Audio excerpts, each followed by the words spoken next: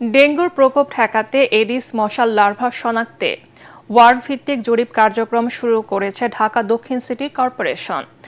গত বছর সারা দেশে ডেঙ্গুতে আক্রান্ত হয় প্রায় 1 লাখেরও বেশি মানুষ, যার মধ্যে শুধু রাজধানীতেই রোগীর সংখ্যা ছিল 49,000-এর উপরে। এবছর বর্ষা আসার পূর্বে এডিস মশাবাহী ডেঙ্গু ও চিকুনগুনিয়া প্রতিরোধে 8 দিনব্যাপী এডিস মশার লার্ভা জরিপ কার্যক্রম শুরু হয়েছে।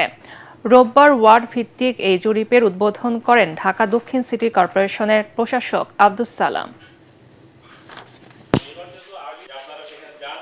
যে কারণে জরিপটা করতেছি সেটাও কার্যকর হবে, যে এতগুলো পয়েন্টে আমরা পাইছি, এতগুলো পয়েন্ট অলরেডি আমরা ধ্বংস করে দিছি।